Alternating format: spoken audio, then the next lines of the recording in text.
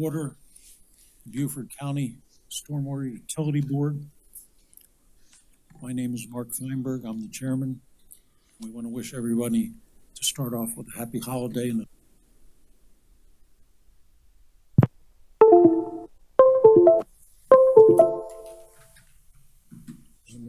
beyond me.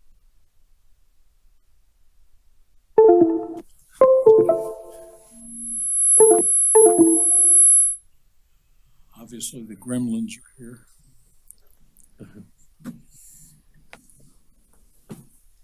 First order of business is to approve today's agenda. Do I have a motion to approve today's agenda? Motion. Thank you. Second. All those in favor of today's agenda, fine by saying aye. Aye. The ayes have it. The agenda is approved.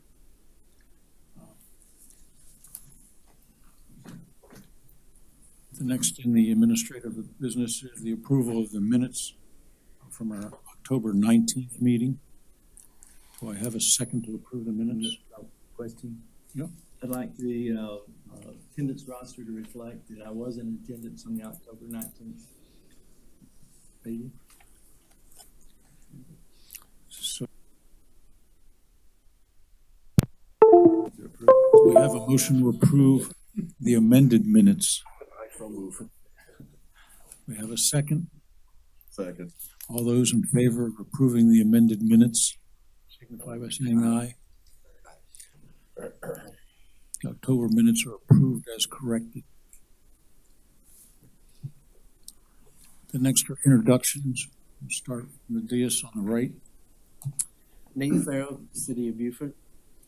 Jeff Netzinger, Stormwater Manager, Town of Hilton Head Island. Ron Buchanan, St. Helens Islands East. James Clark, Incorporated, Port Royal. Again, I'm Mark Feinberg, and I represent unincorporated District 9 in Defusky Island. Ed Warner, Member at Large. Patrick Mitchell, representing Ladies Island. Dennis Ross, Member at Large. Van Willis, Town of Port Royal. Staff. Spencer, Stormwater. Juliana Gordon, environmental engineer. Carolyn Miles, Beaufort County Stormwater Utility. Crystal Muller, I live in Beaufort.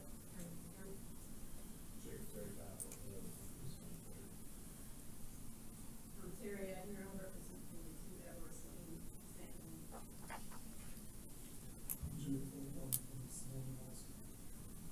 Alistair Kubo, Homestead Extension.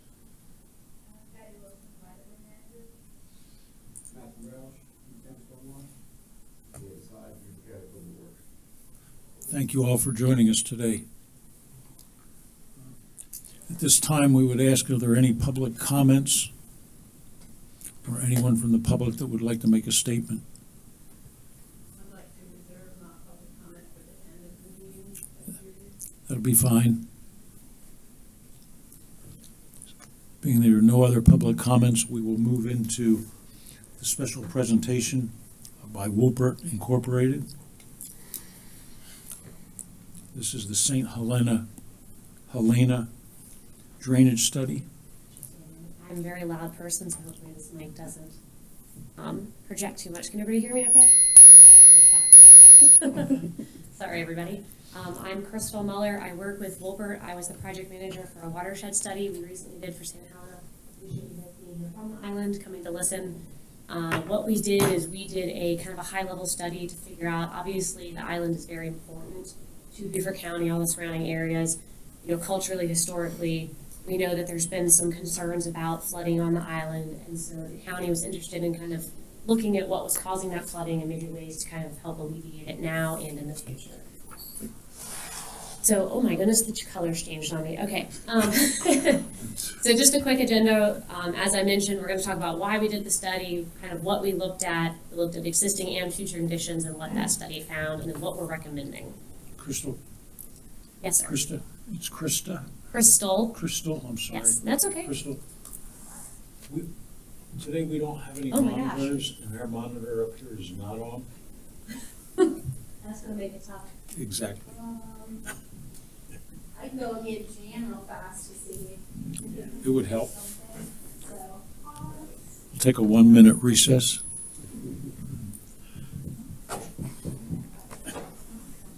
You do like the colors? What, what color were they? Well, it was like a blue and green. I mean, so it's very interesting. Well, you can see like the cover of the report. It's that blue color. I mean, it's fine. It shouldn't affect anything. It just kind of threw me for a loop. It popped up.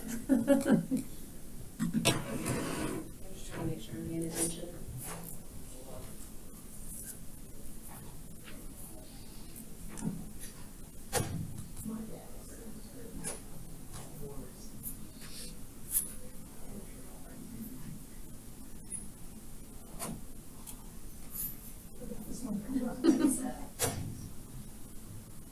Life's good. Sorry, guys. It's all right. Thank all you right. so much. Yeah. It's going to make this way more interesting because I'm not as entertaining. Crystal, resume. Green's gonna be. Okay. So again, just to kind of reiterate the purpose, we knew that there were concerns about flooding, so we wanted to identify where there's flooding today and look at where there may be potentially flooding in the future due to both future land use as development continues as well as sea level rise. We all live on the coast. We live on the coast because it's beautiful, but we also have to battle Mother Nature, which likes to do fun things to us when we're this close to the sea. Yes, I'm sorry. Can you slow down? Absolutely. I'm sorry, I talk very fast. I will absolutely slow down. This is where the colors might get a little tough on us, but that's okay. So I just want to talk a little bit about the island and the watershed that we looked at. So we looked at about 56 square miles. You can see the aerial imagery here. It is largely wetlands, marsh, open water. You have ag fields. You guys know that on St. Helena, you guys have this cultural protection overlay that really controls where development is allowed on the island, where it isn't. You do have some low, medium, high density residential. That's really kind of centered along that main roadway that goes through the island. And again, it's very heavy on marsh areas. So looking at it two different ways, if you look on the left map, that's a topographic map, so that lighter area kind of in the middle, you actually have a ridge along the island. You've got elevations as high as 39 feet, which is actually pretty high for a coastal area. And then if you get down closer to the water and those darker colors, those are lower in elevation. So then looking at the map to the right, this is, if you look at FEMA and you look at FEMA's floodplain maps where they show you that 100-year, 1% chance storm, this is the floodplain that they define. So you can kind of see how it lines up with those low areas. So where that water is going to kind of come up, largely on the islands, it's going to be due to storm surges as opposed to kind of evergreen that we get more inland. So these are two ways to look at the watershed kind of that we already know. So then let's talk about what we looked at for future land use conditions. We wanted to be realistic, knowing that you have that cultural overlay and knowing where you have current development and where there might be future development. We didn't just want to say, we're going to make sure everything, or we're going to say everything is developed in the future, because that's not realistic. So when we looked at future land use, we looked at development along the roadways increasing, and then anything above elevation 6. People like to be waterfront, they don't like to be in the water. Realtors will try to sell you those houses, but for the most part, if you see high tide hitting your house, you're not going to buy that house. So we assumed that any development is going to happen above elevation 6, and then if the parcel was already developed above 25% impervious, so it had some kind of building on it, we assumed that it would stay. But if it was an undeveloped parcel, an empty lot, maybe a big parcel with just like one small building, we assumed that that would go up to 25% impervious. So what we tried to show is future land use where areas along the road kind of had an average of a low density residential. And so the other thing we need to look at when we talk about future land use conditions is we have to talk about sea level rise. If you lived on the coast for any amount of time, you know the sea level is rising. NOAA agrees, FEMA agrees. So this graph at the top it shows it's by NOAA, and it shows the sea level rise from 1800 to date, and you can see that it's rising, and it's been rising at a more rapid rate recently. Those color lines are the projections. From best case to worst case projections over the next 50 to 100 years. So when we're looking at planning and we're looking at what could potentially happen, we need to kind of be conservative and look not quite worst case, but almost worst case. And so what FEMA recommends doing through their CRS program, and so what we looked at with this study is we looked at that intermediate high, which you can see is that green line, so the third from the top. So we're looking at about a 2.5 foot rise over the next 50 years. So that's what we looked at when we started this study. And so you can see that that chart at the bottom just shows the blue is what it is today, and the orange would be the tide cycle if we get that 2.5 feet of rise. It sounds scary, but let's talk about a little more on what that means for St. Helena.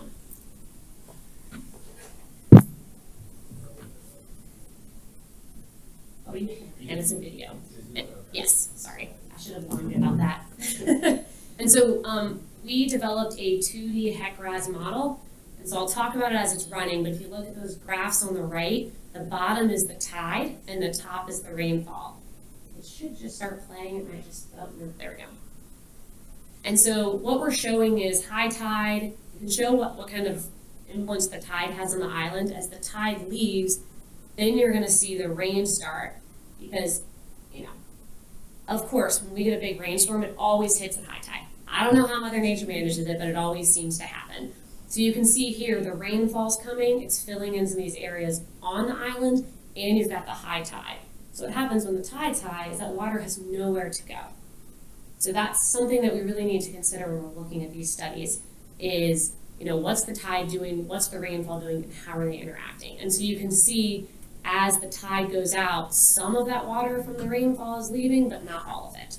And so it kind of sometimes has to wait 2 or 3 tide cycles before that rain that's sitting on the island can actually leave. And so this video, I should have prefaced to say that this is a 100-year storm event with 2.5 feet of sea level rise. So this is kind of like worst case what we might see in 50 years. So when we started looking, we really wanted to focus in on a few areas. When we were looking at the island, we ran that model, we looked at where we had areas of concern. So we identified 24 areas where we had flooding that was at least 6 inches deep, because the way these models run, if it's less than 6 inches, you might get some road inundation for a short period of time, but it's nothing we really want to, you know, focus too much on at this level. And then we really focused on trying to meet the 25-year storm event. So we want to be able to alleviate flooding during a 25-year storm event. And we also really focused on county-owned roads when we're looking at infrastructure improvements, because that's where the county obviously has the most control over where they can make improvements. So these were all things we considered when we were looking at these areas. And so I'm not going to run through all 24 because nobody wants to listen to that from me. But we'll just talk about a couple of them just to show you what's in this report. We talk about each of the 24 and all of the maps are in this report, but we'll just look at a couple just to give you an idea of what we did. So zone 1, and what you're looking at here is you're looking at the darker blue is existing conditions flooding, and that lighter blue is future conditions. So that is 2.5 feet of sea level rise, and that is future condition development. And so you can see a lot of these areas, the flooding is a little worse in future conditions. You know, you're battling 2 things. You're battling a little bit more development, and you're battling that with that ocean's higher, the water doesn't have anywhere to go sometimes. So this is an area where there's a little bit of flooding near roadways. Nothing too crazy though going on here. And then if you kind of look at zone 2, you can see as you get closer to these rivers, these water bodies, see that water spreads out a little more in future conditions. You know, the sea's higher, the water's going to come up more, especially during high tide. So you're getting a little bit of buildup behind the road, but still not a whole lot going on. And this is where you can kind of see behind Warsaw Island Road is some flooding. And something to notice on a lot of these is we didn't really see a lot of structural flooding. You're definitely going to have people who have water in their yards, and they're going to have water in their yards for a longer amount of time. But as far as the area of inundation actually hitting the houses, there wasn't a whole lot of that going on. So just something to really think about when we're looking at these projects. So now we want to know how we can fix it, right? Obviously, there are concerns for the area. There is some flooding going on. What can we look at to make sure that we're doing everything we can to alleviate this flooding? So when we do these type of studies, we try to break it down into potential improvement areas. Green being where if we did an infrastructure project, and we're focusing right now on infrastructure, putting bigger pipes in the ground, adding detention, things like that. If there's a high chance of improvement, we're going to put that as a green box. You see there's no green on this map. what we really found is that of the 24 zones we looked at, we had 6 where we might have, see my colors here? It's a beautiful orange color, isn't it? Where we had 6 zones where we had some minor improvements associated with infrastructure improvements, and then we had 13 where we really just didn't see any improvements. So let's dig in a little more. We're going to look at those same 3 zones we looked at earlier. So in this situation, we're looking at existing conditions, current sea level, and then future conditions on the right. And this, what we're looking at here is we looked at the pipes in the ground, and we looked at 2 different scenarios. We could either double the capacity, or we could just pretend there weren't pipes there, say there's a big span bridge. So we totally opened up that area, so there's no restriction. And it doesn't look like anything, so what these maps would show is that the lighter color behind would be the future conditions if we implemented the proposed improvements, and the darker color would be without the proposed improvements. And you can't even see the light behind here because it really just had no impact. So increasing the capacity in this area really didn't impact anything.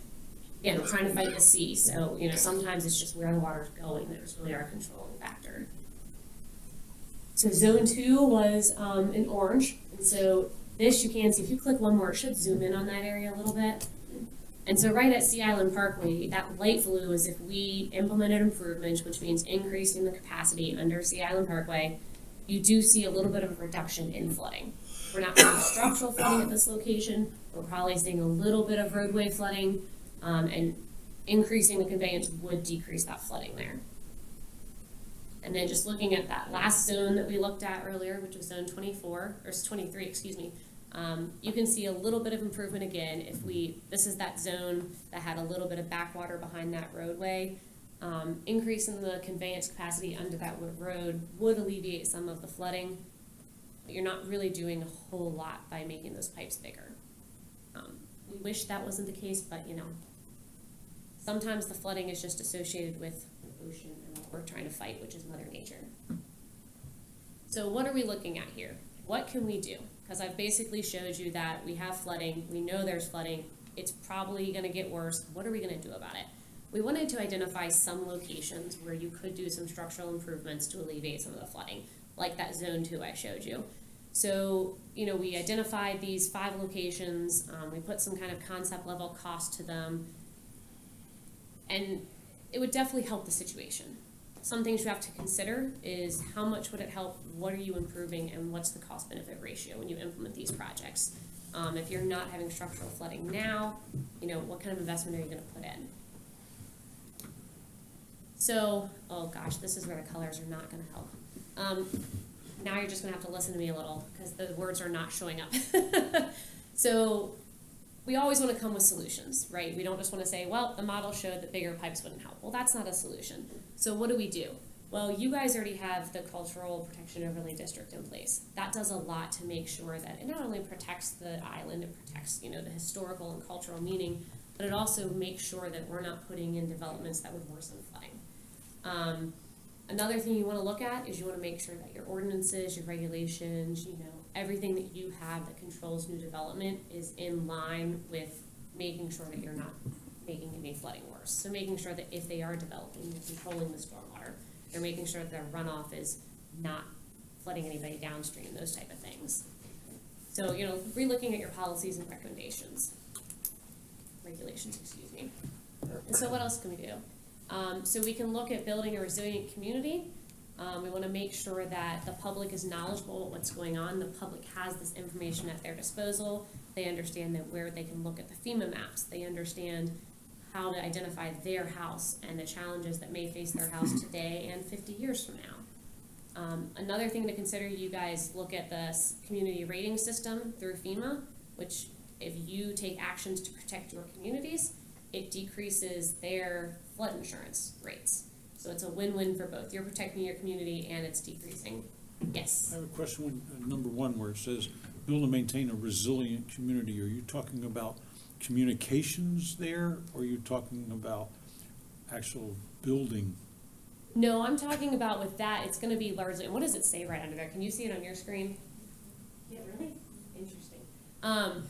Yeah, we're talking more about making sure that the community knows what they need to do to not build in these dangerous areas, build in areas that are going to be, be in danger of flooding in the future. You do have a note that says currently a class 5 community. So that's the CRS. You guys are currently a Class 5 CRS community. Thank you. So, no, I'm sorry. Please feel free to fuss at me for talking fast. So FEMA has a program called the Community Rating System. Are you familiar with that? Okay. And so basically what that is communities like Beaufort County can take steps such as including regulations to make sure that development is done in an appropriate way. And then FEMA gives you credits for doing that. Because FEMA says if the community is taking steps to protect their citizens, then we're going to take steps by making the citizens' flood insurance rates lower. Kind of a win-win situation. And so, some of these hydrology studies kind of help with this process as well. Because FEMA really encourages communities to fully understand what's going on in their systems. So that's more community outreach by the administration of the county or city or townships or? It's going to be a lot of this, yes. And so then kind of building on that public information education, continuing this communication, continuing just making sure that residents know where to find the different information that they need, make sure they understand the challenges that are facing them. You guys do a really great job at that already. This study is going to help you understand what this island's going to look like in the future and how to relay that information to the citizens. Thank you. And so what are kind of the takeaways from all of this? The flooding that you're seeing on the island that you've seen happen to date that your residents have brought to your attention, the flooding this modeling is showing happening in the future, it's really attributed to the topography of the area, the climatology of the area, more than it is undersized infrastructure or things like that. Unfortunately, we cannot just put in bigger pipes. We also cannot just put up a wall to hold back the ocean. It's just not a good idea. So we have to figure out ways to try to stop fighting the ocean and work with it. We have to figure out how to make sure our communities understand what's going on out there and how they can take steps to protect themselves, their homes, if they are going to face damages, how they can kind of rebuild after that and things of that nature. And that is all I have for you guys today. Any questions from the panel? Yeah. Crystal, did you consider doing any iterations of the model where you were incorporating backflow prevention in the pipes? So we didn't, because it really wasn't, most of the impacts that we saw were just where the water had nowhere to go and it was going around areas. It really wasn't controlled by the pipes in most areas. Okay. But no, we did not. Okay. Any other questions? Again, this would be a time for citizen public comment if you'd like to make any statements or questions to the speaker. Wait,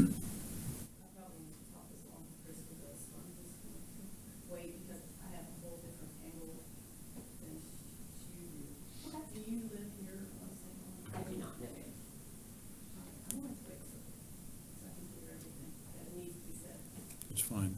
Thank you. Thank you, Crystal. Thank you all. Appreciate it.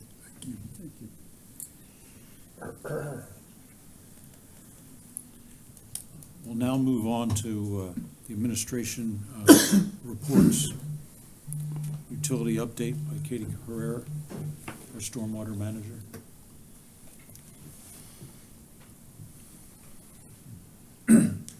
Hello. Wait till that gets loaded up so y'all can take a look at it.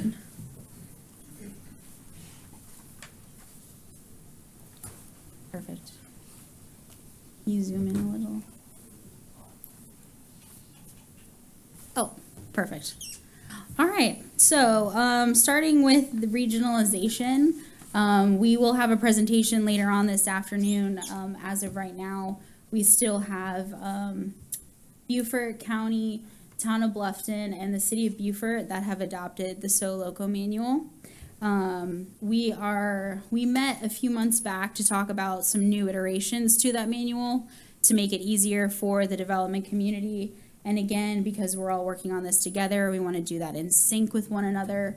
We sent that information out to the development community, and later on we'll hear from Juliana about some proposed manual changes we have based on those regional discussions. So we do have kind of run to the end of our special presentation list. So if there is any suggestions coming from you all about who you'd like to hear from, we'd be more than happy to entertain your suggestions. We had originally worked with a concrete pipe manufacturer, but we felt it might be more of a sales pitch than something informational for you all. So again, if there's something that you'd like to hear about, please feel free to let us know. We will be working into the schedule next year, doing a special presentation about their Brewer Memorial Park. So we'll be please look out for that as far as next year's schedule is concerned. We still continue to work with Gentry Lock on delinquent tax accounts, and the annual financial reports have been received from all but 2 of the municipalities. So if you have not turned that in, please do so. Going into the lab report, USCB is not here today. We do continue to monitor frequently based on the rainfall. We've been kind of fortunate that we haven't had too much of that, but they are still working through everything we need to get quarterly for the state of South Carolina requirements that the county has. Both the town, with Dr. Warren leaving the university, they requested that a new point of contact be appointed for the lab, and we had declined their request for the doctor they presented in favor of Danielle Mickle, who has run that lab for the last 11 years. So that's really the only thing of note to discuss for the USCB lab update. Are we saying that the lab manager will be the point of contact and be the lead person in the UCB laboratory? Is that what we're saying? Yes. We don't need a director, we're just going to have a manager? Is that the sum here? Mm-hmm. Is she a working microbiologist?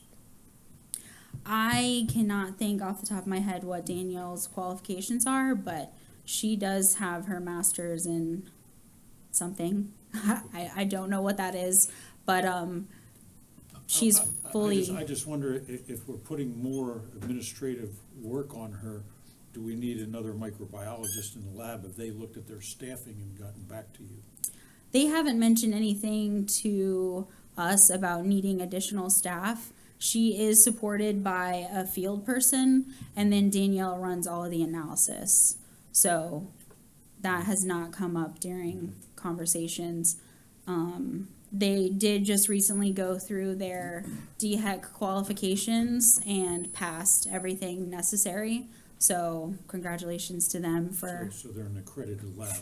Yes, they've continued to hold their accreditation. Thank you. Yes. All right. And for the Stormwater Implementation Committee, don't really have anything major to update about that, but seeing as it is budget season, we will be getting together relatively soon to talk about our contracts. I don't know why it's giving such bad feedback, but nothing to report as of right now.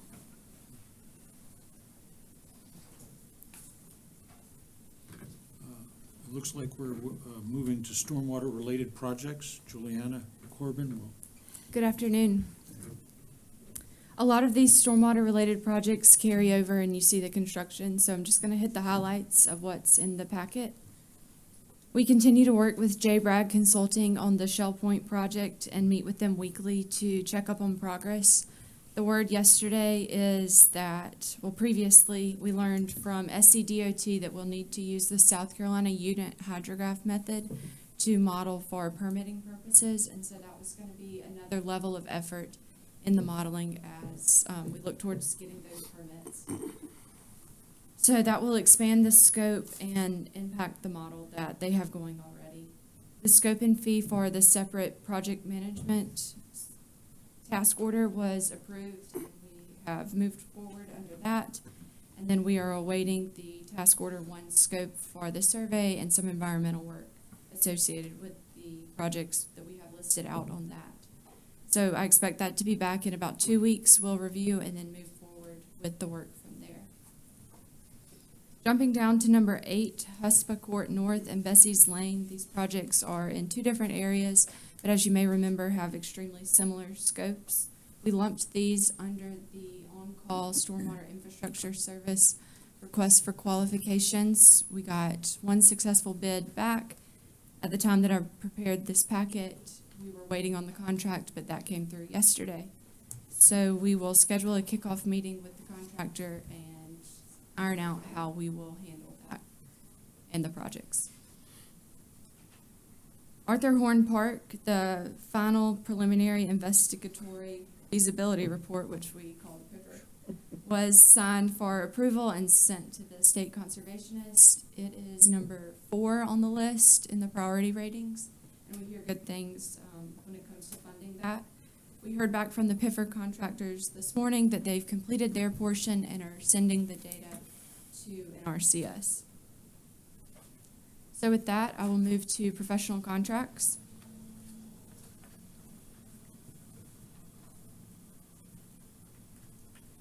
Construction is complete at Brewer Memorial Park except for 2 punch list items. We commissioned one of them. It was going to be an extra financial effort, and so we commissioned that last week, and I'm waiting to hear from the contractor when that will be scheduled. We have held the grand opening event until a few other improvements will be made, but we'll be sure to let y'all know about that. We'd love to have you there. Evergreen Regional Pond passed the construction inspection by the town of Bluffton on November 18th, and so we have fully paid the contractor and have started our county maintenance on that. We continue to work with Beaufort, and the scope that I want to highlight today is scope number 10 for the Ladies Island drainage study. Katie and I met with Crystal and her team on November 17th to get some of that preliminary data, and it was fascinating to look at, so I can't wait for you all to see that when it's done, just like we heard from the St. Helena study today. We continue to iron out the Rivers End study, and so we hope to have an official scope for that soon. Any questions? Only that we may want to consider the Evergreen visitation meeting. I thought was extremely well done. Katie's picture in the local Bluffton Sun was well received. We got a lot of good press from the Stormwater Board and the management of stormwater in the county. Hopefully we can continue with visits like that. And we'll look to you to tell us from the related projects that you just listed where a field trip would be warranted, such as like the Graves project when it's farther along, maybe not when it's finished, but when it's pretty close to completion. Would be a good idea to visit some of those, since there's 6 or 7 on the list that are ongoing. The Brewer Memorial Project comes to mind. Okay, well, again, Katie was looking for some, where we should go next year on leaving the confines of the board here. So I think it helps to actually visit and see what's going on and where the money is being spent. And I think that's part and parcel of what we're supposed to do. So I think we should try to plan that sometime in the fall. Okay. Thank you. Thank you. Ms. Herrera, you want to continue? So, for regional coordination, sorry. Hypersensitive. We really right now, regionally, we're working on the effort with Arthur Horn. Like Juliana mentioned, just to add one more thing to what she's previously said, was the approval at the state level has happened, and they have sent the planning phase of that project scope, roughly $4.6 million, up to the federal level for approval. So they are anticipating it's going to cost about $1 million worth of planning effort to get all of the projects we provided to them done. So hopefully we will hear good news from that. I know they move a little bit slowly, but, Especially if we have sequestration. yeah, so, since municipal reports are up, I'll kind of open the floor to my partners and step away from that thing. If anybody would like to add in. Now, just real quickly, we are taking up the adoption of the manual tonight, Oh, the okay. local manual. Awesome. I'm anticipating it to be okay. Yeah, with bells on. Yeah. Well, I'm not gonna wear those, but that's okay. Better Beaufort. Yeah, for the city of Beaufort, just want to put it, the contractor has finished the dredging and removing the hump that was between Battery Creek Road and Basin 2 flap gates. So now that is allowing for the drainage to go through Southside, which helps Arthur Horn Park as well as Broad Street neighborhood and Southside. Have you heard anything back from, like, Mr. Brown, Colonel Brown? Has he said anything, or? I have not got any like emails or anything, but I have ran into him, and he had said that since we had lowered the check dam that sits at that outfall pipe, that he has had significantly less flooding. Oh, good. So That's awesome. Maybe it's another mine.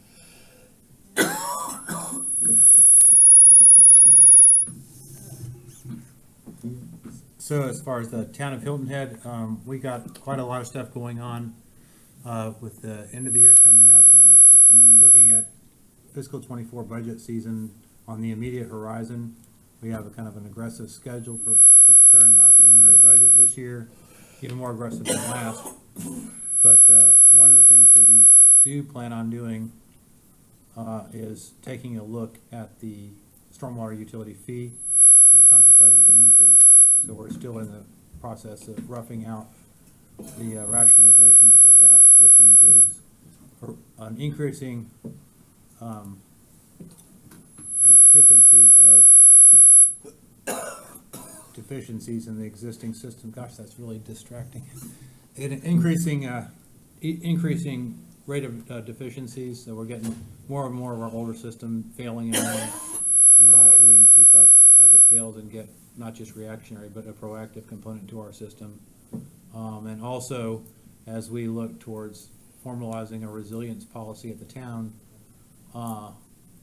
as we're looking at climate change and the effects on more intense storms and sea level rise, one of the things that we're contemplating doing a lot on the island is probably retrofitting some of our more at-risk pipes with backflow prevention devices. So that cost is going to have to be recouped as well. And we still have 2 more pump stations to overhaul that we've done 2 successfully, and we got 2 more to go. Then on the regulatory side, we're looking at adding single-family residents to our routine erosion control inspections. We do not do that on the island as of today, but it's turned out that our biggest violators are those drive-bys we see, even though they sign an affidavit saying they will maintain the sediment on the site. But we're looking at adding that, and that'll probably more than double our need for inspection, so that will probably require adding another position in the utility. And lastly, as of today, the town of Hilton Island doesn't charge a stormwater review fee for any sort of permit review. We're looking at adding fees to tack on for permit applications for stormwater review. We're developing those costs, so I'm probably going to be asking you, Katie, and some others about how you guys are handling it, what your experience with that is. Are you talking about developments, or are you talking about Development individual homeowners? review, including single-family residential, as a matter of fact. We got a presentation about that at the end of today. Awesome. You'll hear all kinds of good stuff. MS4? And last but not least, the MS4 update. So, perfect. You can see we continue to pump out lots of plan reviews and permit issuance for what's going on in the county. It is dropping off slightly, but we're still kind of moving full steam ahead. It's still, Juliana will be touching base on the plan review portion and what we're proposing to potentially do with our reviews. But again, we still see a lot going on here in the county. And just in that same token, we continue to inspect at a very high level. Our crew is very busy. Because of how much we're doing in the county, we did put a vacancy out for a senior inspector, and as of right now, that position has been filled. We anticipate our new senior inspector to begin work the beginning of next year, so January 3rd. We should be having someone else, and then I'm gonna delegate this section of reports to them, so you'll practically never hear from me again. For the MS4 portion. Yeah, yep. That'll be their realm, and so we look forward to this person starting. As far as statewide general permit updates go, there's really nothing to be said. We had our final end of the year South Carolina Association of State Managers meeting in Columbia in early November, and DHEC was not there to discuss anything coming up for the permit side of things for us. So we're still waiting for those MS4 permits to be updated, and we continue to work with zoning and the Intergov folks about our permits. The plan is once we do have our senior inspector come on board, we would like to be reviewing all of the permits in-house. Right now, zoning kind of handles the single-family home reviews for us, and it makes a lot of sense for that to be all housed within stormwater. So once we're staffed up, that was something that we start taking back over from zoning. So. That'll keep somebody very, very busy. Yes. Yeah. And then I know Ellen's here, so. How about Matt? Public education. We were going to go to Matt next, but we'll let Ellen speak. Okay. Since it sounds like people need outreach, and part of what we heard earlier, it sounds like it's right down your alley. Yes, it's exciting. I actually already have a small basis for doing flooding education already, ready to go again in 2023. So that's definitely something we can talk to Katie more about and make sure that we get the right information across to those who need it most. Thank you. But December has been a really interesting month. We've had a lot of home visits and home calls called out, particularly in the Sea Islands area. So I've been on St. Helena and Ladies Island more often than not this month, so that's been great to meet some new faces, talk to other folks. But the biggest update I have is that we're beginning the process of creating our annual report for next year. And I got this lovely update that I actually printed out from Sierra Hilton with DHEC. She's one of the coordinators for the South Carolina Adopt-A-Stream program, along with Clemson's Center for Watershed Excellence. I am one of the local saltwater trainers for this program, but since June 2021, when we launched the program, there has been over 185 sampling events in Beaufort County, which makes it the fastest growing program that Adopt-A-Stream has ever had. We have 29 sites adopted in the county. We have 43 active volunteers contributing data who, throughout this time, donated 321 volunteer hours, driven and donated over 1,300 miles to get to these sites and back, as well as contributed in terms of volunteer dollars, $10,396 in terms of their labor, in terms of their time and their expertise to go out and do these sampling sites. And we have 100 volunteers certified in the county, which makes us almost half of the saltwater protocols volunteer base, which currently totals 215 throughout the state.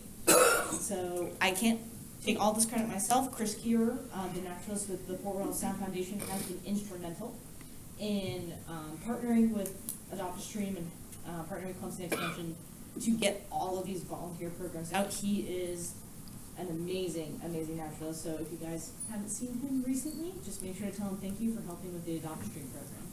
I do have a question about Adopt-A-Stream. I am very familiar with Adopt a Highway.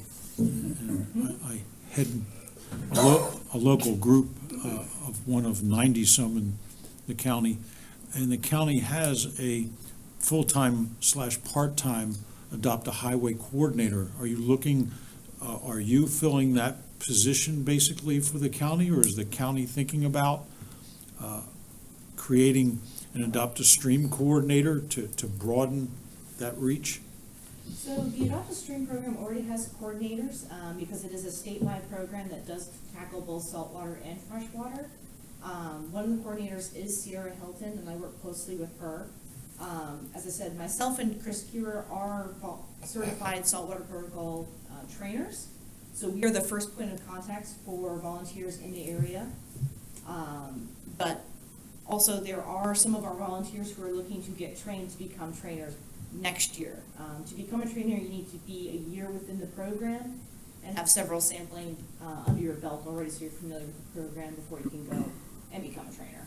So it is expanding next year, so we're excited to have more trainers on board and to get even more people outside. Congratulations. Yeah, it's not really affiliated with the county, so we're not looking to. It's a little bit different than Adopt a Highway. Yeah. Afternoon. Afternoon, Matt. In this reporting period, you have 5 major projects focusing on the St. Helena area at a total cost of $174,857.40. Our maintenance projects in this reporting period are countywide. They include channel cleanouts, bush hogging, roadside cleanouts, excuse me, at a total expense of $281,559.09. It's a pretty straightforward report. Any questions, I'd be happy to answer them. Any questions for Matt? We don't get Matt here in front of us that often, so this is a good time to take a Special treat for us all. take a shot while you can. All right. Thank you. Have a good day. Thank you, man. Now it would be time for our liaison report. Unfortunately, Ms. Howard isn't here, sadly. I hope she's all right. Yeah, I'm just gonna add something in her report. So you may have seen it on some of the county council discussions, but they are looking to potentially do a land swap for some facilities that another department within the county wants to see a library and some ball fields built. Yes. And they are in particular eyeing 2 pieces of property, the Evergreen property and the New Leaf property. So we just built the Evergreen Regional Pond, and then we have the New Leaf property where the Okatee West Pond is. The stormwater utility did help fund a portion of both of those property purchases. And so next week, I'll be going out with the rural and critical land team, along with Ms. Howard and 2 other council representatives, to kind of see what they're actually proposing as far as a land swap is concerned. Certainly, since the utility board would have approved the purchase of those 2 properties, it's information that I think is important to bring back to your attention. And I'll be getting more information, like I said, next week on what's being proposed. But I know Ms. Howard's been very involved in that discussion, and thought I should mention it during the meeting. Thank you, but I have a question. I hope I have an answer. I'm sure you do. If not, the lady behind you will. You just mentioned that we've spent some money from your budget already in this? No, we previously, when the county went into cost share on the purchase, the stormwater utility did provide a portion of those funds. I think. What budget year was that? Ooh, that I don't know. Is it a while ago? It's Been a not. while. It's not recent. No. I think it's gotta be 4 to 5 Because years. I can't remember seeing 4 it to 5 in the years. budget I remember lately. voting on it. It was 4 to 5 years. It was a long Okay. time ago. But we did help fund we the did fund purchase. it, Oh, yeah. okay. Yeah, and obviously we helped funded the project that's on the site as well. Yes. I haven't seen what the proposed site plan looks like. I know a lot of the property for, especially on the Evergreen tract, because it is only 20 acres, a lot of it is wetlands. And so there's really not much room to work with, from what I can tell. Those developments would be subject if they were to move forward with the standards of the solo manual. So, so again, that's just something that I know Ms. Howard. So it's all in an unincorporated land? It's county-owned property within the town. Okay, Mhm. got it, Within the town of Bluffton. got it. Thank you. Mhm. I think I'm next. I'm sorry. I think I'm next again. Well, well, I was going to ask, is there any unfinished business that anyone has to bring up? Seeing that there's none, we'll move into new business. Perfect. So we need to talk about next year's schedule. And I created this schedule using, honestly, what we've done this last year and taking into consideration important times that the department may need y'all's input, and specifically around the April and May timeframe when we're getting into budget approvals. If there are things that we need to bring amendments on, we really want to make sure that we have FaceTime with you all. So this schedule I'm proposing is, I think, seven meeting dates. The plan is to have them all be reserved here in this room at 2 p.m. But certainly there are quite a few field trip for meetings that I already have in mind. But at least to get this place reserved in the event we can't meet in the field. And this schedule goes through the administrative offices, correct, before? No. No? No. Okay. You all. So in that case, I just want to bring to everybody's attention, a couple of years ago, when we were meeting every month, and then we moved to quarterly meetings, and then we moved to bi-monthly meetings, which is where we are today. If I look at this right, we've got a February meeting, none in March, an April meeting, and then a May meeting back to back. Right? And then we skip June, we go to July, we skip August, we go to September, skip October, November, and then we have a back-to-back November, December meeting. Is that okay in the members' schedules? If I remember when we voted on that we also agreed that there would be, that intervening month, we'd be able to fill in for. If we need a business that field needed to trip be done. or something. Field trips or like voting on a Emergent. particular plan of action that the county come up with, things like that. It's an optional if we need it. Yes. Yeah, absolutely. I just wanted to make sure that the meetings fit everybody's, majority of our schedule, so we can have a quorum. Looks like it's good. I don't hear any objections. Okay. It does follow the third Wednesday schedule Yes. again, so, except for December, because that would have been the 20th. Just like this. Yeah. Mhm. I think we're good. Okay. So I will send that to the staff over at boards and commissions, and that'll be what gets posted. Great. Thank you. Mrs. Corbin?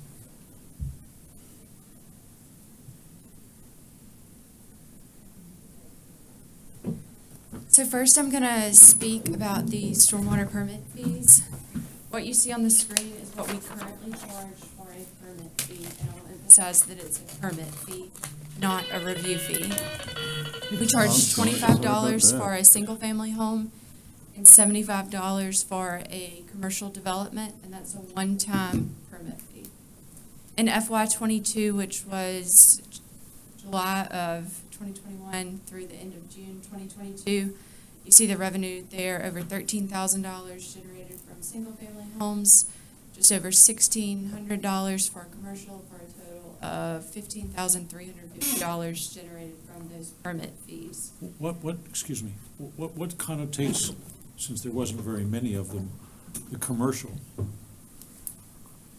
Like what kind of Commercial project? structure, A commercial structure, not a single-family home. so it's anything basically that's not a single-family home. Yes, falls sir. in the- That's one of those things that's easier to explain by telling you what's not Exactly, commercial. gotcha. Is that for whole developments or just single buildings? And That commercial? is whole developments. Good question. It doesn't seem quite equitable, does it? Hence why I'm before you today. That's why I'm, If there was a commercial development industrial park, so to speak, that fee covers the entire park, not when, if you section out a piece of property for an individual building, is there another fee at that point? It depends on the way you were to section it out. If you were to section it out in a formal phase, as zoning defines a phase of a project, then it would be another $75. But if it were going to be a less formal phase, then the $75 would cover several buildings in the industrial park. Same with subdivisions that are phased out. If they're formal phases, they have to get a new stormwater permit every time, but since it is a permit fee, anything under that permit and the land disturbance therein is under the fee. It's a one-time fee, I'm not sure if I said that. And so considering the work and time involved in a lot of these reviews, as we look towards bringing the single-family homes under our stormwater umbrella to review, and also looking at the inconsistency between what we charge and what other jurisdictions charge, we propose changing these fees. So to give a temperature on what other places charge, that's the first place we went. We looked at programs of both geographic proximity and of caliber. So the town of Bluffton charges $250 per disturbed acre as a plan review fee. So now instead of looking at permit fees, we're looking at plan review fees because oftentimes a lot of effort, so many hours go into a plan review for a project that will never get a permit. They also charge resubmittal fees, $150 per disturbed acre. They charge a waiver request fee, and then there is a structure for residential review fees.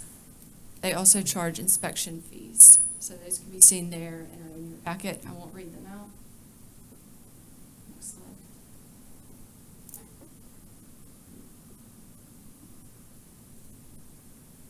We looked at Charleston County, who charges $100 to review a residential lot. $100 if you're disturbing a half an acre or less in a commercial project. $200 if disturbing up to an acre, and you can see the rate structure from there. Their structures seem to follow DHECs after a certain point, I noticed.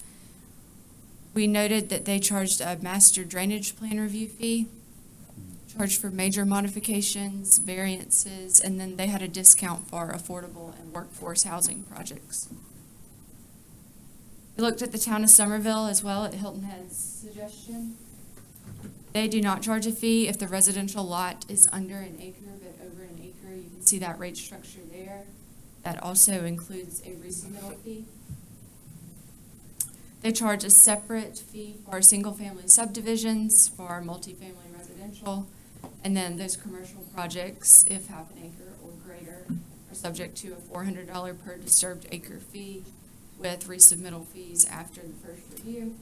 They charge a major modification fee and then charge if you are applying for a variance. So with that, we basically made a menu, and Katie and I sat down and looked about what we want our fees to reflect. So with that, we propose review fees of $100 for a residential lot, $250 per disturbed acre in a commercial plan, and then we did like the idea of a resubmittal fee for projects that have greater than 5 comments, or in a conversation this morning, there are some comments that cover a multitude of comments, and so if that were the case, $150 per disturbed acre if the project needed to come back. A $500 master drainage plan review fee, and a $250 waiver request. So I'm a big numbers girl. We looked at what the projected revenue would be to give us an idea of what we're looking at. So instead of the fiscal year, I queried today to today a year ago for this. We gave out 718 residential permits during that time. So you can see that we would bring in over $71,000 and the difference therein of the residential fees. had to make a lot of assumptions when assuming the commercial revenue, but I assumed an average of 1.5 acres disturbed area, which is probably on the conservative side. 40% of projects with a resubmittal fee, which may also be on the conservative side, and 2 master plan reviews and 1 waiver review, which is actually what we've experienced within that time that I queried. So that generated $12,410 in revenue, which is a difference of over $10,000 for the review fees. So all of this to say, it's for information purposes. We're still trying to figure out whether we need formal approval on this based on what's written in our ordinances and things, but are there any questions? Yes. Yes. We're looking at a positive budget, eliminating a shortfall of $65,000. If all your assumptions are correct, the building goes on and there's that many more permits happening. I would ask Mrs. Wallace, who's instrumental in our budget process, is that going to make a difference, that $65,000 to our total budget? And will it help you, meaning the stormwater's revenues or monies? Well, I think the revenue here, they're looking at the cost of the effort of the regulatory department and the fact that we are adding a senior inspector to that position and knowing about what their salary and fringe benefit would be, this would definitely help offset that. Okay. So it's not what the utility has total. Right. It's what that effort is costing us. Gotcha. And so this would be a better representation than the first fringe stuff. So it's definitely more effort than 16,000. Right. So right now, the effort's eating into our budget, and this would help offset that additional person. Absolutely, it will definitely help. I mean, I think, I can't believe this won't have to go to the council. I'm sure there's some on that legal path. machinations that are going on, whether it goes there or not, but I think that if we vote as a storm utility to assist you in saying to the council that we highly recommend this and overwhelmingly vote for it, may help you in that area, whether it gets to the board approval or not. Agreed. We certainly aren't trying to make a revenue, but what we are experiencing, what Juliana experiences is there's a lot of effort that goes in on her part to review these plans, and there's very, very little investment on the developer's end for them to, even if they don't get a permit, we're expending a lot of resources, even if they don't come, if their permit never comes to fruition. We're doing work, whether it gets to a permit phase or not is irrelevant. We've already expended the workforce. So that's what we're trying to reassess this as a review fee instead of a permit fee.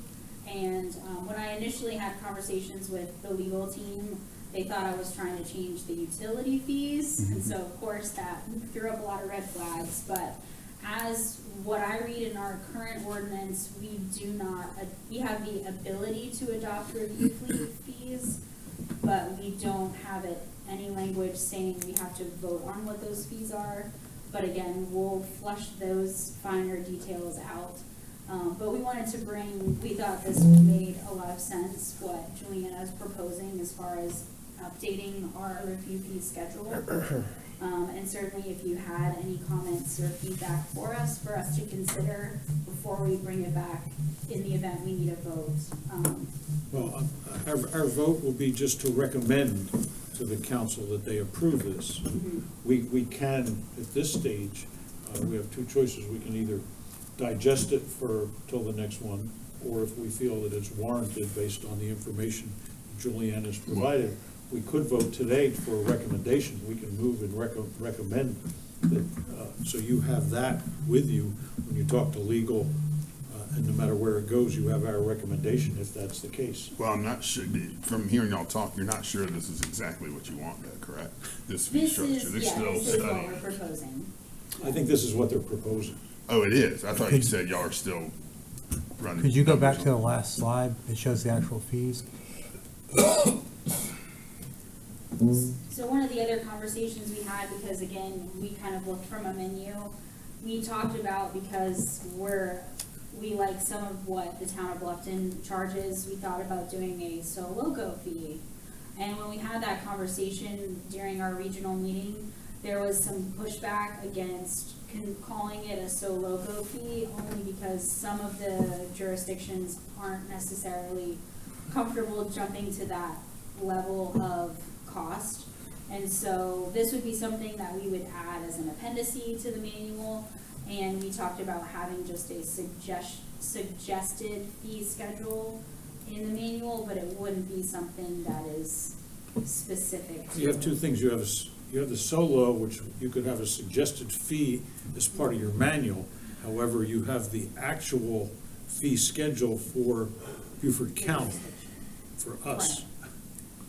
Because again, we are trying to be consistent in what we're doing, and so that was another place for us to be consistent. You mentioned Bluffton. What is City of Beaufort, Hilton Head, and Port Royal? What are their current fees? We all speak to that. I'd have to double check. I'm well prepared to answer that today, so. Yeah. 0, Yeah. Okay, so y'all don't. but that's gonna change. Before our next meeting in 2 months? No. What is that gonna change to? That's, I mean, do you have a rough idea? No, that's what we're working on. I mean, my spreadsheet, I hit save before I came up to this meeting, so we're working on it currently. Okay. So, but I can tell you, we're in line, I think, if I look at what we're talking about here. Actually, some of mine are lighter than I think they ought to be, so we're still a work in progress. But there's a lot of work that's gone into it, looking at from what it costs us from the stormwater utility staff time, and also doing what they did, looking at the other communities. Those are the two angles we're looking at, and the stars are all aligning under something in the same range, you know. well, I guess I should have asked, when would you want to have this enacted? July 1. So we have some time. There's time, yeah. So This is I really think, just- Van wants to study it, to give us. No, I don't need where- to study it. I mean, I can where look it Port up. Royal is. Yeah. And where, this, town of Hilton Head is going, and the city of Beaufort, where they're at.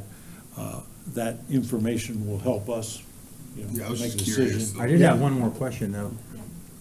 You're not charging anything for inspection?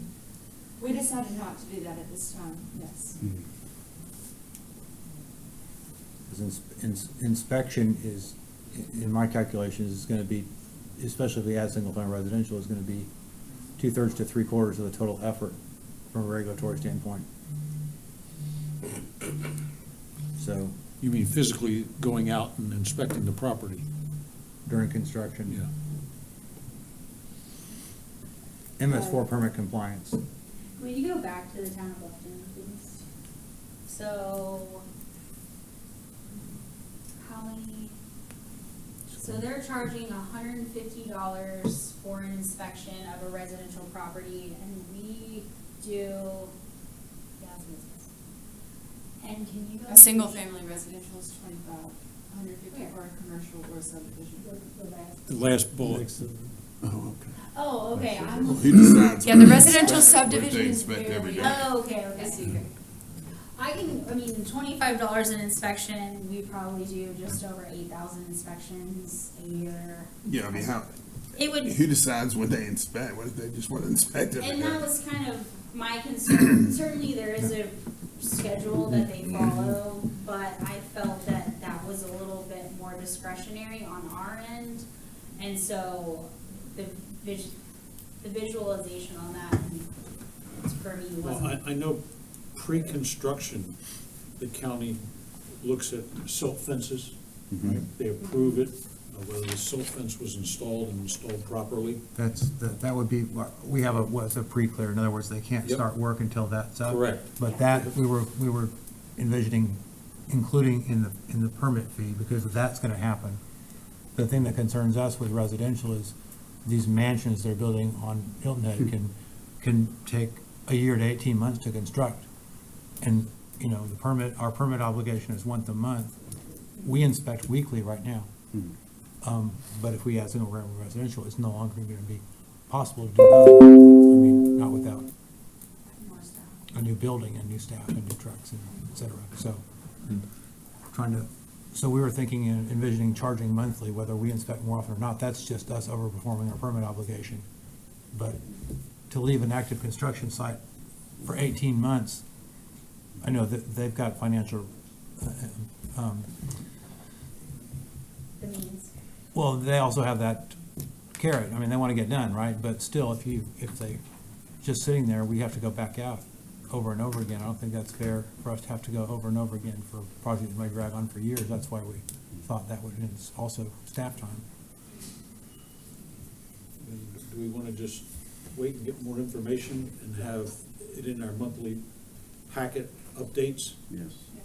to come out to the members? We would appreciate that. This will be in the packet, and then I'd love to talk about this, so feel free to give me a call or an email if there's something specific. So that covers the review fees. Now, we have some edits to the Soloco design manual to bring before you today. As Katie mentioned, we met and brought the technical subcommittee back together in August in the spirit of Soloco being a living, breathing document. And also somehow it had been 18 months since the document came not into being, but into use in Beaufort County. And so we discussed Soloco, but also my counterpart at the town of Bluffton, Lydia, and I had a list of things that maybe aren't going so well or could use some clarification. So we went through that with the technical subcommittee and devised a list of edits that you see here. We sent this out to the design community, who had some great feedback, and we flushed out some kinks from there, removed a few things, and clarified some things further. So I'm going to quickly go through this summary point by point, hopefully digest it. The first point to clarify as-built is just a clarification of nomenclature that better fits the system. You'll see that the town of Bluffton is here in this, but as we incorporate it into the manual, we will certainly change that to reflect Beaufort County. The second change on the list is a rewording of requirements for final inspection, again, to reflect the process as it actually exists. Moving to the next page is a clarification of preventative maintenance inspection type, giving a little more definition there.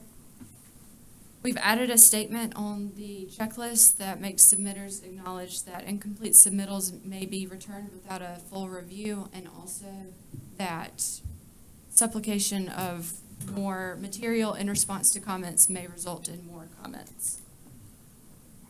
We've added some things to the compliance calculator. We've added to the design checklist that compliance calculator sheets and the water quality requirements therein need to be submitted with the application to support the authority of the checklist. You'll see a lot of text here under the 10% rule. This really just gives a starting point for our developers. We're going to start with that 10% rule. That's been probably the biggest ambiguity in the manual thus far, and a lot of submittals have gone back and forth over that. So hopefully this will give both structure and a starting place as design professionals strive to meet this requirement. On down, we made some adjustments to infiltration rates. A lot of that was clarification that we will need a geotechnical report from a soil scientist or engineer to support the infiltration rates that are modeled in a stormwater model for a development. We also gave some guidelines for bioretention to support its function. That's been the go-to low-impact BMP of this manual. And so we gave some more clarification there on what's expected to keep it functioning as intended. Another big edit to this was striking irrigation ponds from a BMP that can be used to meet the retention requirement of this local manual. People are certainly free to irrigate from their ponds, but this can't be used for that retention credit. So That's what a lot of this text is. And then the last edit was some additions to the maximum extent practical process. These additions to what should be provided with an MEP submittal will give more comprehensive information about the site that will aid in its review, as these reviews often take place before we have final construction documents for the site. So I believe this is something that we will need a vote on from you all, but before that, I'm happy to answer any questions. If you edit the Soloco manual, this is just, now that Beaufort County's adopted it, you're just doing your version? Yes, that's correct. Okay. It's interesting to note that you pointed out that we're not gonna be allowed the wet ponds to get retention credit. And your area that discusses that particular BMP states that it does not provide any retention, which is good that that's supported with more narrative. So we will be adopting that little piece. Really? Yeah. So thank you. I get, go ahead. How much feedback did y'all get from the design community on this? 3 comments total. Three. Yes. Despite both jurisdictions who currently have it adopted, reaching out numerous times to get feedback. To multiple firms, I mean, yeah, obviously the local firms. I think there's a list of what, like over 80? Okay. Whoever Yes. has ever provided a application Got for it, okay. development was Well, included too. That's So all you can. that's all you And can do. 2 of the 3 comments were from the same firm, too. But the feedback that we received was really good and incorporated. I was grateful for that. That made me wish that we had gotten more, but I was glad that we got what we did. I have one question. Every time, and again, it looks like since this was promulgated, 18 months has gone by. So you're making these changes. Did Port Royal and all the other jurisdictions weigh in? Did you have a meeting to discuss all this? Or are we doing it ad hoc and then they have to go back and then revisit these changes? I'm trying to get an idea how this all works together with the people who are adopting. If we change the Soloco, does everybody have to just say, okay, you changed it, so we're now stuck with your changes? Or do you go out and get their comments? How does that work? That is how we came to invite the technical subcommittee back to the table in August, which is where this started.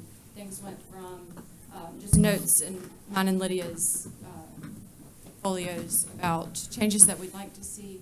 And so we invited the technical subcommittee, original members, jurisdictions. We had a large group there, and they all weighed in, provided great feedback, and we struck some changes and further developed the ones that you see today. So you believe if you make these changes, everybody's going to be falling in line with those changes? Is that what I'm hearing? We hadn't adopted it. Yeah, and you're close. Yeah, tonight. With or without the changes. Right, and we had our engineer review the manual, and he provides with some commentary, which we supplied to our council, and they will come out this evening, but I'm not anticipating any issues as to whether or not we adopt it. We adopt it by reference, so it'll be incorporated in our site development review process, and the developers will take a look at it and comply with it. We're the same. Our engineering firm looked at it as well, and McCormick Taylor actually helped design the Soloco manual that the city retains. So when these come out, they'll take a look at it, see if they fit within the city's regulations, and then we would adopt it as well. At this time, we're not contemplating it, but we might revisit that, yeah. And there's certainly the flexibility with manual adoption. If something doesn't work for a particular jurisdiction, that can be changed. I know a lot of the infill stuff is specific to the city of Beaufort, and other things are specific to more rural areas, which I think is part of the beauty of the manual, that it's not just one size fits all, that can be tailored to fit the jurisdiction. Just curious. Sounds good. Are you looking for us to give you a recommendation for the A changes? vote, yes, sir. Because this will have to go from here to committee SWIC. to council. Do I hear a motion to adopt these changes?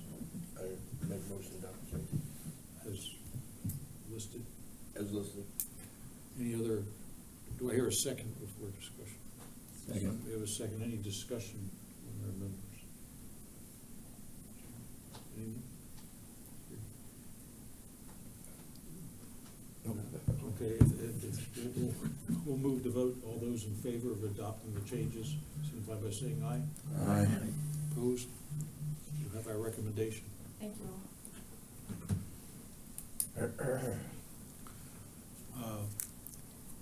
We're back to public comment.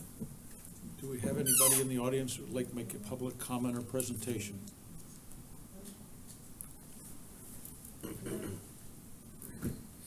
Welcome.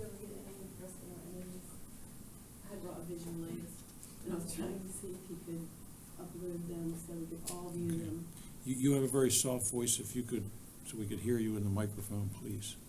I sound loud to me, so Well, not to hear. I did bring pictures. We're old and hearing impaired. If you can upload them At least some of us. to the monitors. Say what? If not, I'm going to send them to you in just a moment. Meanwhile, I'll introduce myself. My name is Terry Agner. I live on St. Helena Island, 42 Everest Road, all the way at the end down by the marshes of the Harbor River. I have 45 years plus experience as a professional communicator. My background was in publications, graphic design, web design. I'm a professional photographer. I founded and published and ran a community newspaper for several years. Also worked for the city of Newport News, Virginia in the planning department for many years, supporting their mapping, graphic design, and communications for the public. I'm also a licensed FAA drone pilot. My amateur interests, as nerdy as this sounds, are geology, hydrology, map study, and I spend a lot of time tromping around the 40 or 50 acres around myself, trying to figure out how to resolve some real issues that seem really small compared to some of the ones y'all brought today, but not addressed really at all. Crystal, your report was excellent. It was depressing and sounded so worse. But I have a whole different aspect that could partially help resolve some of the problems that we're facing on Everest Road. And there's several parts, so I'm going to speak as quickly as I can and be concise and succinct. Katie, the first picture I wanted to put on there was the one of Everest Road. Number one reason I'm here is to ask if we can get Everest Road taken as an easement to resolve issues that are preventing people from being able to access not only the couple of few homes that are back here, but there's also a historic cemetery accessed by this easement that actually contains headstones for Civil War U.S. colored troops, that's what's on the headstone. And there's also a World War I troop member buried there. And the ditches are the problem. I'm not sure what percentage of St. Helena is private land that people live along, but it's probably half. Without being anywhere close. Do you know how much of the roads in St. Helena are private roads as opposed to the parts or public county roads? You say half? A lot. No? Most are SCDOT. They're not SCDOT. Like Everest Road is not a public road. Right.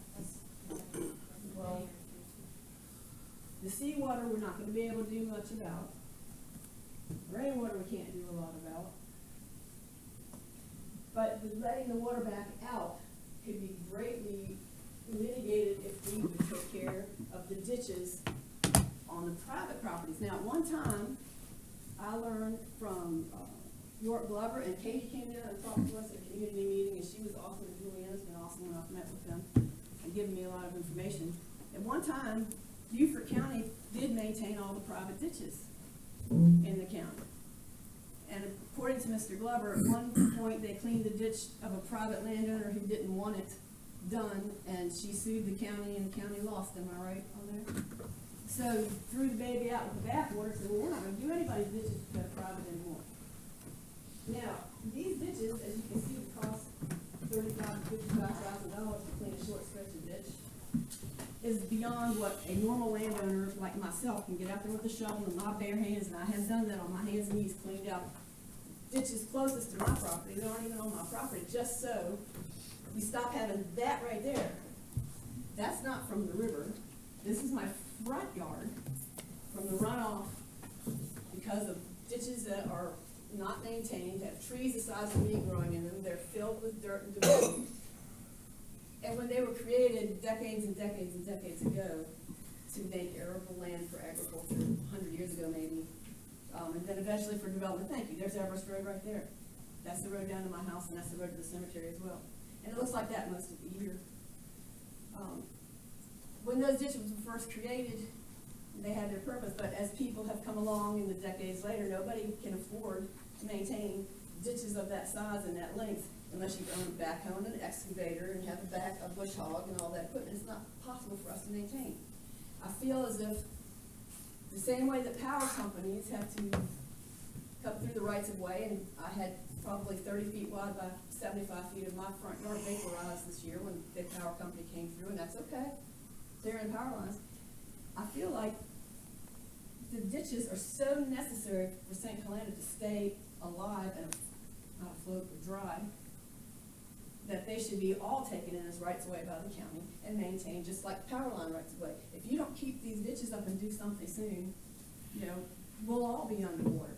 There's a woman who owns a little plant business behind the country store on 21 near Boondocks, near Seaside Road, who had her home in Matthew. She's almost on the highway. Water came up to her windowsills, and I said, how was that possible? The water came all the way up here, this high, when you were up here by the highway. She said because the ditches filled up with water and they could not flow back out. You've got so many easements running back and forth parallel to your county maintained ditches that have no culverts under them to allow the water from these giant existing ditches that run this way to get to your outfall on Horse Island Road, which looks beautiful. Somebody cleaned it, rubbed it, it looks nice. Y'all spent $54,000 or something to do that. But the water can't get to it. It's empty. Because it all backs up along Everest Road and another easement, which were put in and not by any county oversight, not forced to put in access for the ditches to get through them to the other side. So all the water flows down. You got any more pictures of this? This the only these three. They get the idea. I'm going to submit them to the chairman so he can see them. So anyway, I feel like as part of Mr. Chairman, the other hopeless things that could be done, which didn't seem to be very much. This is a diagram of the problem right here. These blue arrows are ditches, big ditches, that have been there forever, that are draining all this land. The yellow line there, that's Everest Road. See those red circles? There's no culverts there to let the water through to the other side at all. That one, and there's another easement in between there and the next yellow line, there's Horse Island Road. People have built little driveways to their places, or supposed to be easements there, and never put culverts in, so all that water comes and goes right down that yellow square right there, about 40 acres drains right into my front yard. And then on out to the Harbor River right behind me.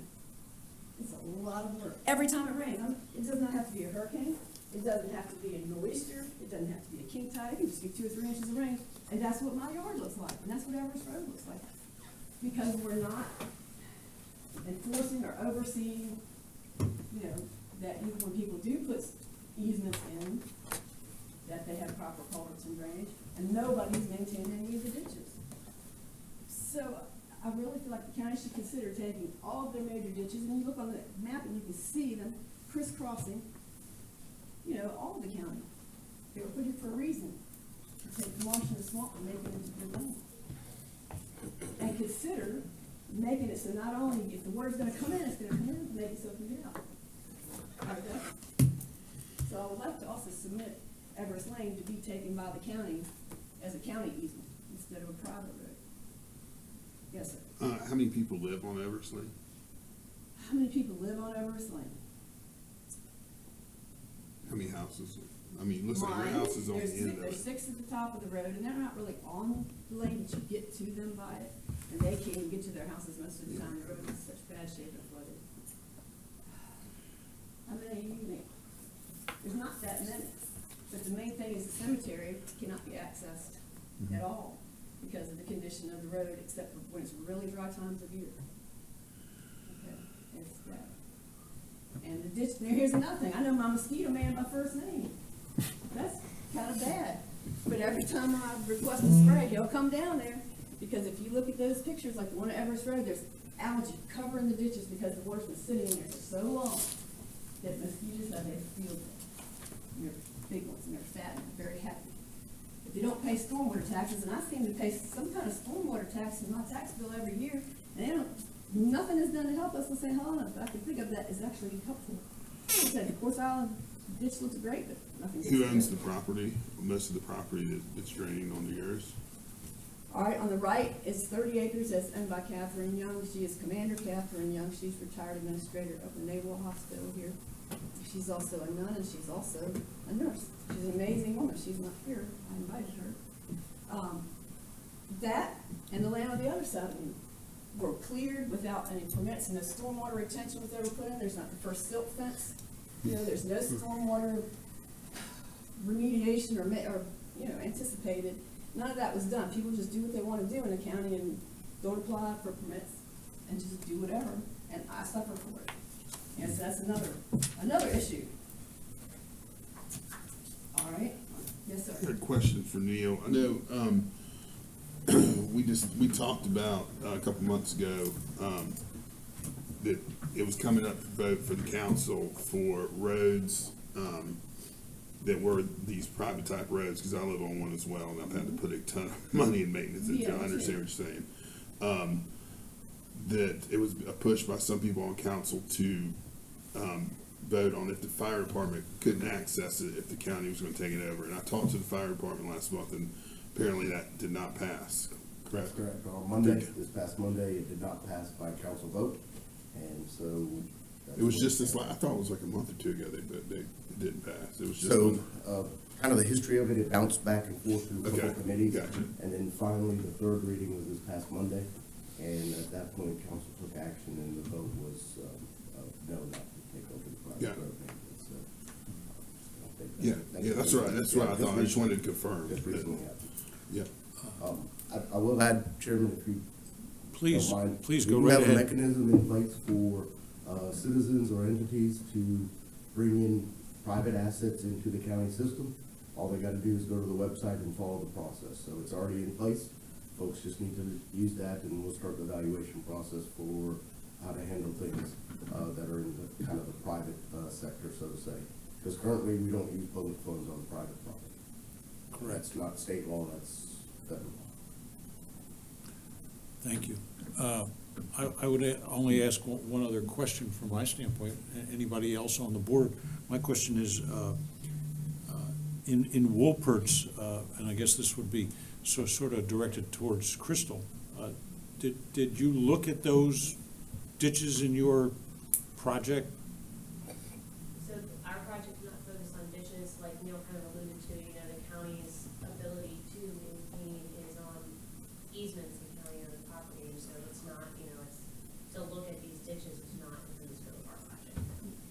And it's unfair because the county did at one time maintain the private ditches, and then they just left us on our own. And so, since none of us can physically or financially afford to keep them up, your county's gonna go downhill.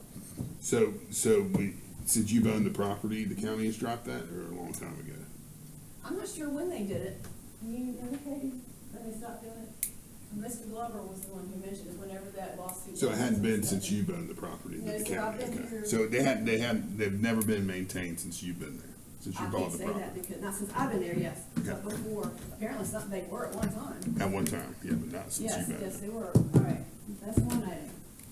All of our problems are man-made, we create the ditches, we let people live there, build there, and then we don't maintain them. This is what happens. Island Road goes over to Horse Island. The way you access it is there's a causeway that's made of solid earth and a culvert that I think is about 48 inches. It may be bigger. Somebody else might know. But every time the wind blows just right and that whole marsh and river fill up to the top, it's like trying to drain a swimming pool with a drinking straw, okay? It is not, it was under-engineered in the first place. I'm sure it was put there in the 60s when it was fashionable for developers to start, filling in marsh and swamp and making real estate out of it. And they threw that dirt road across there. And I'm telling you, every time the water gets high, it floods up in my backyard. Not just the front yard picture you saw, the backyard. And I had a backyard picture somewhere up there, completely flooded. I don't know if you saw it on there, Katie, if you could put that up. This is my backyard looks like normally. But every time that bridge gets stopped up, the water comes all the way up to the bottom of this picture. Should probably find it in a minute. No, that's not it. But that should have been a bridge in the first place. Like I said, it was under-engineered. You either need some more culverts across there or make a proper bridge across there. If we're getting all this federal money to alleviate sea level rise, this is something I would highly recommend because all the properties along Horse Island and on my side, Horse Island's right across in this picture, it's across the marsh. It's that tree line you see there. I'm on this, and Horse Island Road is just to the right. It all backs up onto all of our properties. And it's getting higher and higher every time. And it, 25 years out, Crystal, it's already here. Everything that you showed in your map is a 25-year plan. It happens to me 6 or 7 times a year now. That high. It's already here. And part of the problem can be fixed just by having proper drainage or flow through for the Atlantic Ocean to come in between me and Horse Island and get through and out to the other side around the First Inlet when it needs to. That's another flooding problem that can be easily alleviated if you, and I'm sure this isn't the only causeway around St. Helena Island that you might want to look at. It's also causing that problem. We're causing our own problems by poor engineering in the first place. And not maintaining our ditches, which drain this island and keep it livable. I'm looking several generations down the road. And I really feel like that should be an integral part of your plan. And if it used to be that the county used to do our private, I don't know what federal law there is that says you can't use public lands for private, but if you used to, it's sort of unfair to just leave us all around. Y'all just voted on that Monday night? Yeah, that's what I thought. Yeah, and I really have a problem with paying stormwater fees for something we're not getting on St. Helena. I thought we should be, and it was in the paper, something about us being rebated for them ever since they started implementing that. Because we're not getting any benefit from it, and as Crystal pointed out, there's not going to be much benefit.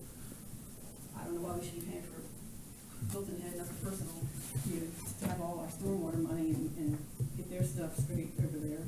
Hilton Head manages their own funds, just like we do. They don't collect any of the county money. Yeah, and I don't have enough background information on that to make a real comment on that. All right, so I feel like I had a lot more to say, but the most main thing is I don't know how we can, other than what you said, thank you for how to get that road into the county, right?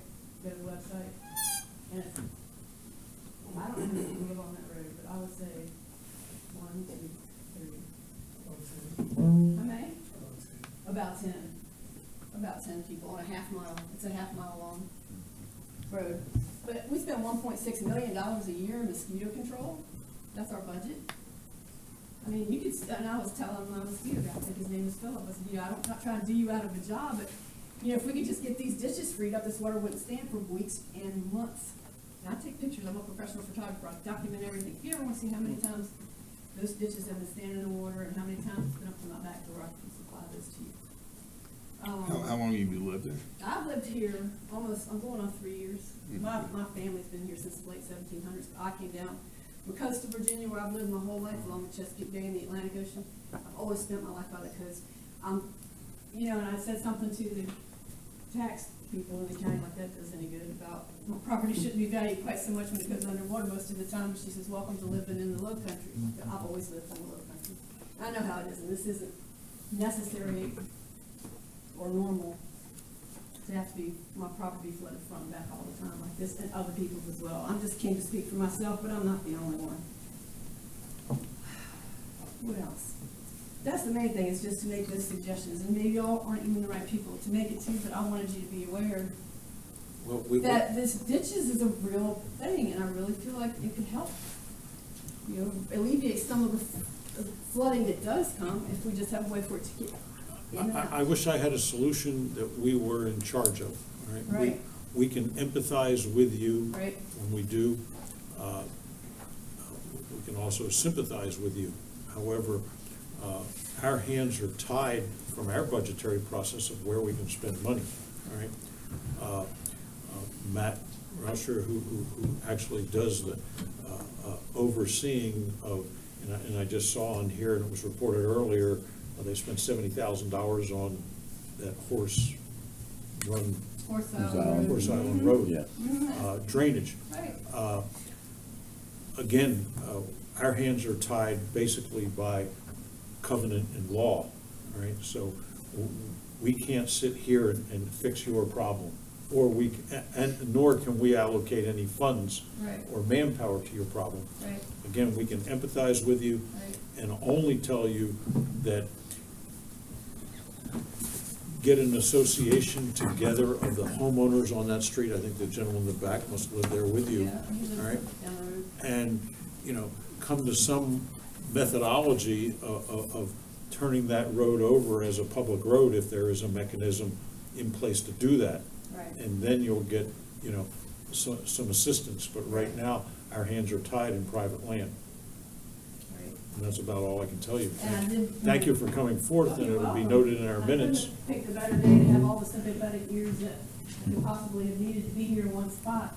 And we're on the county cable channel, so Right. someone's gonna be watching you Right, well, that's good. and listening.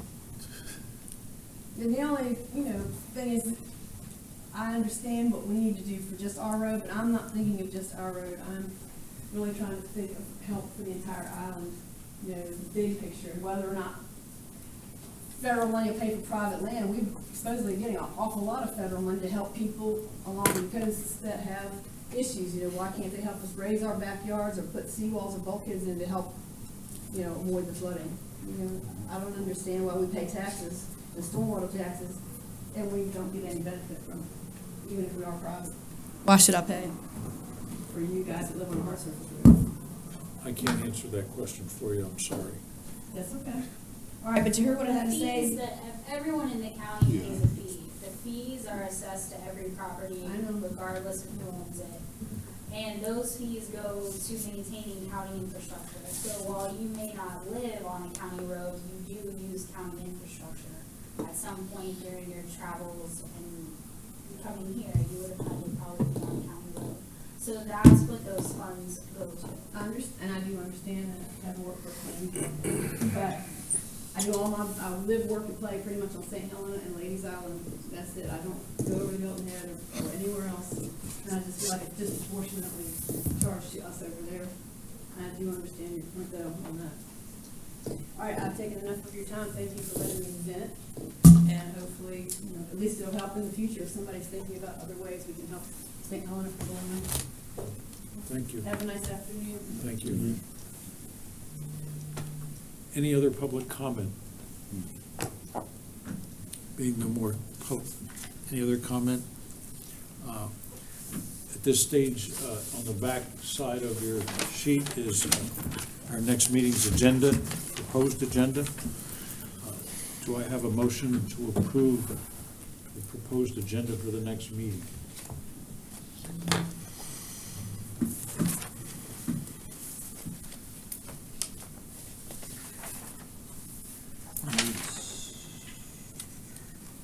I'll make a motion to approve. Okay. We have a motion to approve. Do I have a second? Second. All those in favor of the proposed agenda for our next meeting, say aye. Aye. Motion passes.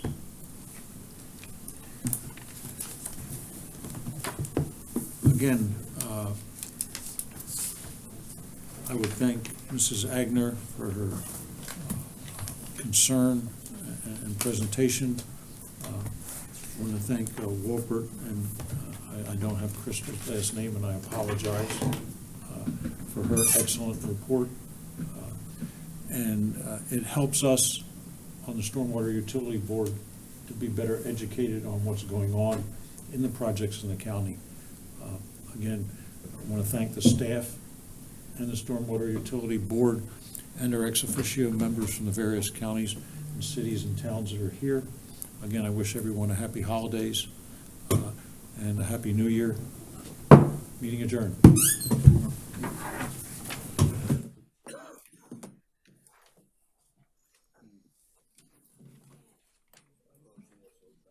Yeah, we're just doing it by resolution, so that it's practical. So, yeah, yeah.